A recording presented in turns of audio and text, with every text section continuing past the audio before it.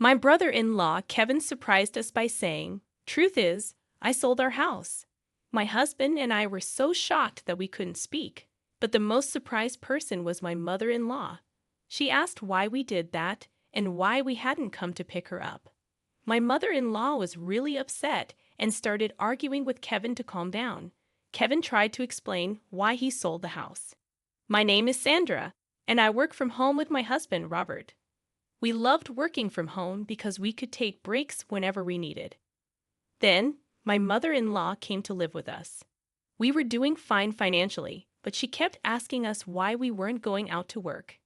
Every time she questioned us, I felt exhausted and frustrated. We tried to explain that we were working from home, but she didn't understand. She thought we were just fooling around and not thinking about our future. My mother-in-law was worried and often said she should have gone to live with Kevin instead. Kevin is Robert's brother, and he married a wealthy woman named Carol. But we knew Kevin wouldn't come to pick her up because he was too busy enjoying his rich wife's money. So, my mother-in-law kept waiting for Kevin to come and take her to his big house, hoping it would eventually become her house. But we knew it was unlikely to happen because Robert had already made it clear that she could live with him. However, Kevin refused to let his mother live with him. So we ended up living together. Even though we were called unemployed for doing remote work, we accepted it because that's just how my mother-in-law is. But then, out of nowhere, we got a call from Kevin. "I'll be coming over this weekend," he said, and then hung up before we could respond. Robert and I were confused about what to do. My mother-in-law overheard and got excited, thinking Kevin was coming to pick her up. "He's coming to pick me up. Please help me pack," she said, dragging Robert to her room. But Robert tried to explain that Kevin probably didn't mean that, but she didn't believe him. "He didn't say anything about picking you up, did he?" Robert asked. "He didn't say it, but he must be coming for me," she insisted. We couldn't understand why she was so sure. Since she came to our house, she did whatever she wanted, didn't do any housework, and relied on the money we gave her. We didn't want to force her to stay, so we packed her bags and waited for Kevin to come. When Kevin and his wife arrived over the weekend, they seemed suspiciously nice. My mother-in-law greeted them happily, complaining about us not treating her well. "You guys don't mistreat Mom," Kevin said, defending her. "We're not mistreating her. We give her money and let her eat whatever she likes," Robert explained. "Sandra is handling the house chores," Robert said, looking uneasy, but Kevin seemed suspicious. Robert has always been a bit clueless, probably treating Mom badly without even realizing it. "And it seems Sandra isn't the considerate type," Kevin said, agreeing with my mother-in-law. Hearing this conversation, Robert and I couldn't help but frown. Despite this, we decided to entertain our guests and led them to the living room. We all sat around the table, with Robert and me on one side and the couple on the other. "What are you sitting around for? Serve the tea," my mother-in-law demanded. "I thought you were going to make the tea, mother-in-law," I replied. "Making an old woman work. You see, Kevin, Sandra is this kind of person," she said, even fake crying. I was too stunned by her behavior to argue back. After I served the tea, Kevin and his wife became serious. "The truth is, we sold our house," Kevin said. Robert and I were shocked, and my mother-in-law was the most surprised. "Why would you do something like that? Didn't you come to pick me up?" she asked, flustered. Kevin tried to calm her down, explaining that they were in debt and needed a place to stay temporarily. "What debt?" my mother-in-law asked. "I was trying to start a business, but it didn't go well," Kevin explained, laughing nervously. Robert and I sighed, feeling exasperated. "We only need to stay until we find a new house. Please, we have nowhere else to turn," Kevin pleaded. Feeling a bit conflicted, we agreed to let them stay temporarily, but made them promise to leave within a month. "Got it," Kevin said, still laughing nervously as they went back to prepare to move their things. After Kevin and his wife left, my mother-in-law sat silently, looking thoughtful. We assumed she was still in shock. The next day, their belongings arrived promptly. "We have so much stuff. Where should we put it all?" We might have to sell some or rent a locker, we discussed, while moving Kevin's things. Suddenly, my mother-in-law dropped a bombshell. I've been thinking, wouldn't we be more secure in the future if Kevin's here? So you freeloaders can leave, can't you? She said abruptly. My husband and I were taken aback by her sudden demand. If you insist, I can tolerate Robert staying, but I don't need a wife who can't do anything. Get a divorce, then the space that Sandra was occupying can be used for all these packages, she eagerly suggested, looking at my husband for agreement. What are you talking about? He reacted, astounded as usual. Then, my brother-in-law and his wife arrived. My mother-in-law greeted them joyfully, but I was still shaken by her earlier words. Despite this, my husband decided to ignore them for the moment and asked his brother to deal with the packages. There are more than I thought. Try to reduce the number, rent a locker, or sell some if you have to, my husband suggested. But his brother didn't like the idea. These are important packages. How could I sell them? What if someone steals them from a locker or they get damaged? Are you going to take responsibility, bro? He retorted. My husband shook his head, disappointed by his brother's selfishness. This is our house, you know. It's only natural that you should endure some inconvenience. If you don't like it, find a place to live quickly and leave, my husband asserted. At that moment, my mother-in-law interrupted, shouting, What are you talking about? Didn't I just say if you two are not happy with Kevin and the rest, you can leave? You're basically freeloaders. You're not needed in this house. Kevin is trying to start a business, and all you two do is loaf around the house doing so-called remote work. You're a nuisance. My husband and I looked at each other in disbelief, while my brother-in-law and his wife were surprised by my mother-in-law's words. But then they started to smirk. That might not be a bad idea, Kevin said. Mom, that's a good idea. Yeah, it's a hassle to look for a place, so we could live here. So sell this house to us, right, Carol? I feel uncomfortable with you two around, so it would be helpful if you sold this place to us. Plus, it seems like our mother-in-law is on our side, so sell this place to us, Carol chimed in. My husband and I were dumbfounded at their words. What nonsense are you? My husband began, but was interrupted by my mother-in-law, who gloated, See, both Kevin and Carol are saying the same thing. So what will you do, Robert? If you're going to divorce, you can stay here, she said, glaring at me triumphantly. I braced myself to retaliate, but my husband spoke first. Don't you just say whatever you want? Why does Sandra have to leave? He said, his face red with anger, raising his voice. Don't shout like that. It's better without a burden around, isn't it? My mother-in-law retorted.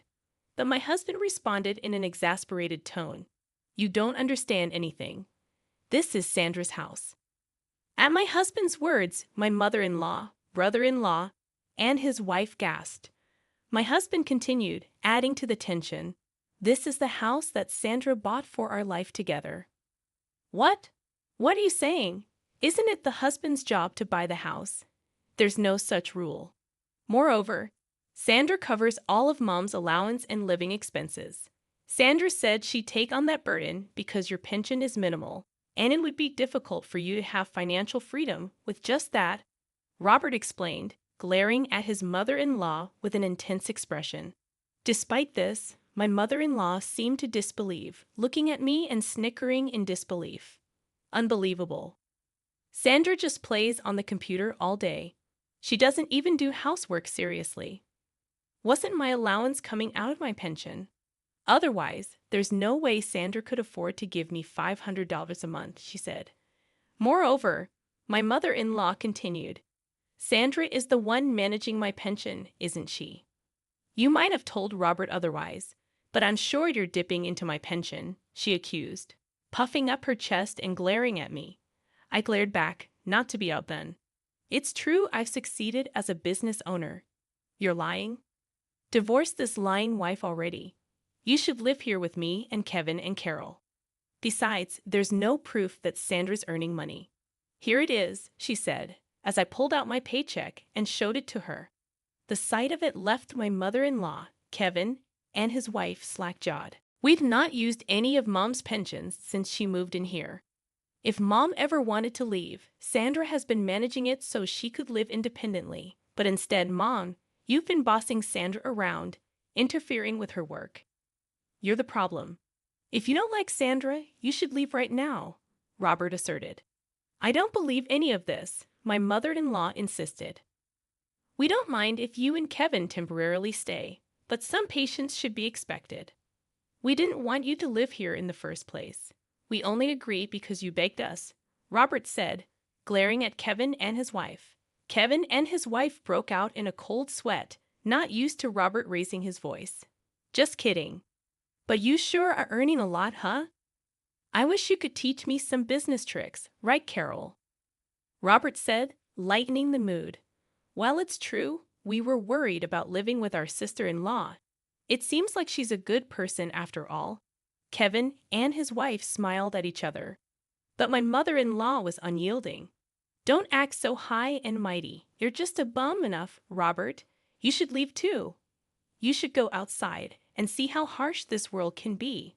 My mother-in-law filled with conviction, refusing to listen to anything we said.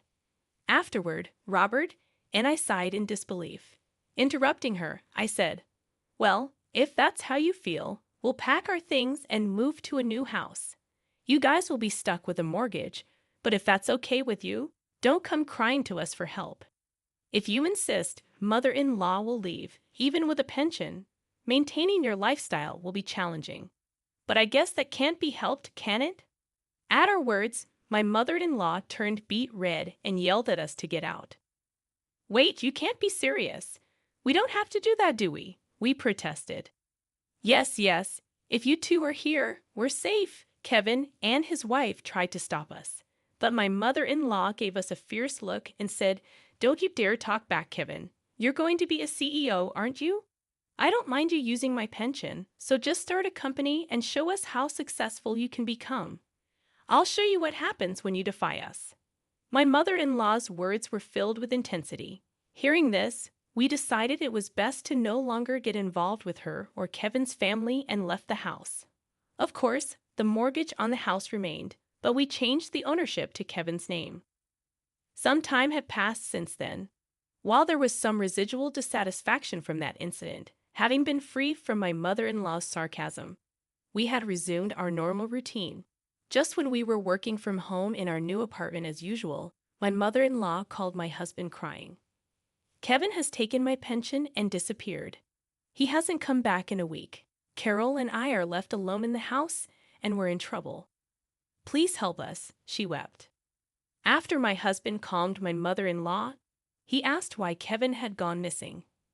I gave all of my pension to Kevin for his startup, but he ended up spending it all on gambling. When I confronted him about it, he disappeared, she cried out desperately. Since my mother-in-law couldn't continue the conversation through her sobbing, the phone was handed to Carol. Could you please call us back? We can't live like this.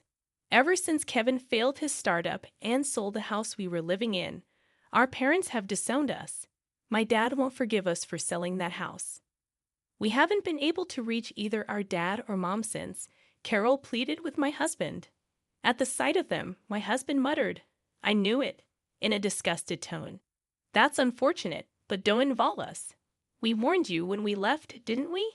Even if you come crying to us, we won't help you. You can report Kevin as missing to the police. It's none of our business, he said, and then hung up. I was shocked, but my husband said they got what they deserved, and I agreed. After that, they called my husband's cell phone many times. When my husband, frustrated, answered the phone, Carol would cry about not knowing how to report Kevin as missing. We were surprised she didn't know and gave her advice to call the police. However, they still couldn't find Kevin. Just when we thought they might not find him, we heard that Kevin had been arrested for bank robbery in another state. Apparently, he did it to repay his debt. It seems it wasn't his first offense, and he would likely face actual jail time. Carol can't go back to her parents' home and is still living with my mother-in-law in that house. It's uncertain whether or not she will divorce Kevin. That's probably the least of her concerns right now. She registered with a temp agency and is struggling with her first job ever, but she's somehow making ends meet every day. As for my mother-in-law, Kevin took all of her pension, and now she has to repay his debt. She has also started working part-time to repay the debt. My husband and I expressed sympathy for my mother-in-law and sister-in-law's family, but we have made it clear that we have no intention of helping them, and we have cut off all communication. They must be tasting the harsh realities of life that my mother-in-law always talked about. Despite the changes since my mother-in-law moved in with us, my husband and I are glad that we have returned to our peaceful days.